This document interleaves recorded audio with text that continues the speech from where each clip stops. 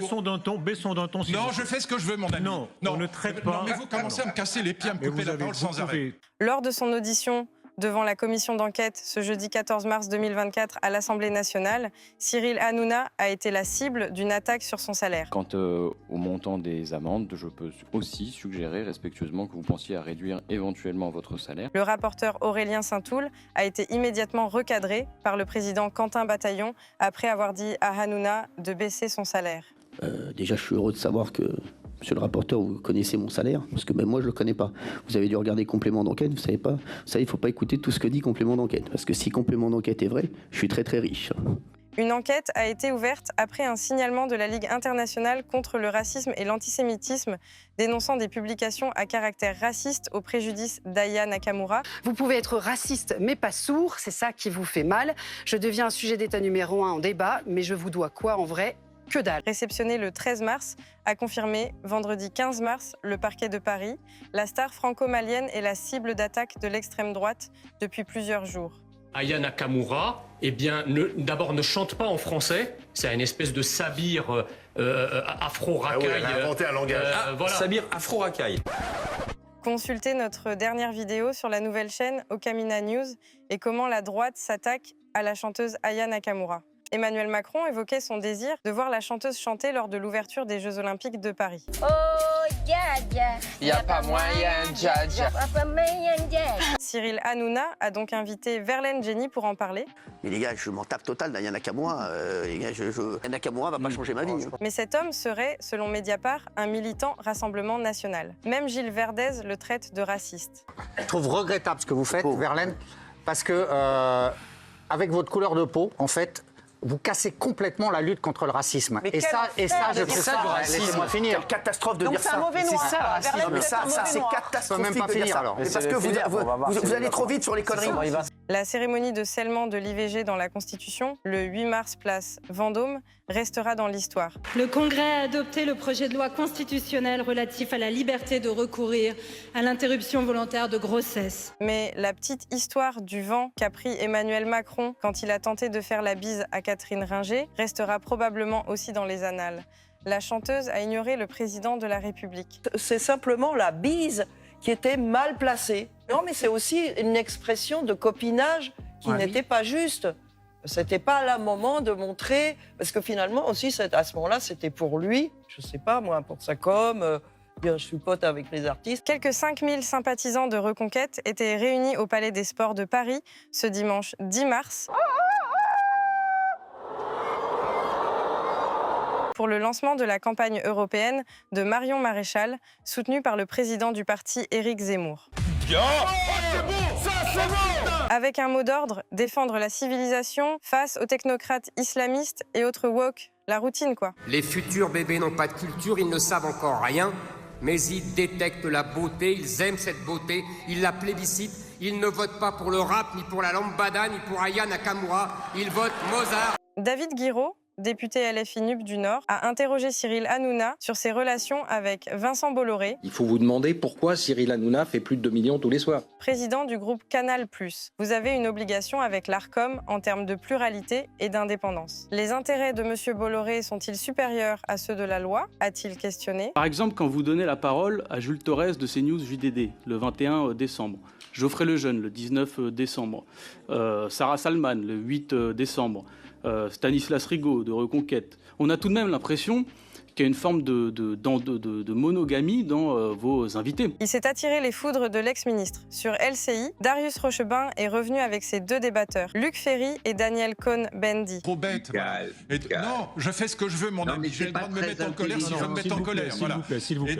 Sur les propos du pape François appelant les Ukrainiens à hisser le drapeau blanc et négocier avec la Russie. Le journaliste a alors interrogé Luc Ferry. On risque de céder de la même façon que l'on a cédé dans les années 1930 ? Je veux même pas discuter de ça, c'est trop bête. Baissons d'un ton. Non, je fais ce que je veux, mon ami. Non, on ne traite pas. Non, mais vous commencez à me casser les pieds, à me couper la parole sans arrêt. On se fiche de savoir ce que vous pensez, c'est vous qui nous interviewez. Vous posez des questions et vous nous laissez donner les réponses. Restez poli, s'il vous plaît. Non, non, et vous aussi. Dans son interview politique 4V dans Télématin, ce jeudi 14 mars 2024, Thomas Soto interrogeait Gérard Larcher sur France 2. La levrette arrive numéro 1. Donc en fait, en Katchana, baby, tu dettes ça, c'est pile. À la fin de leur entretien, le journaliste a demandé à son invité quelle était son opinion quant à la volonté d'Emmanuel Macron d'entendre Aya Nakamura chanter Edith Piaf. C'est le choix du président de la République. Qu'est-ce qui vous gêne dans ces textes? Écoutez, vous voulez que je le dise sur le plateau? Oui, Katchaka, par exemple, qui est l'ode à la levrette, je ne suis pas sûr pour le vétérinaire que ce soit l'ode à un animal, j'allais dire carnivore.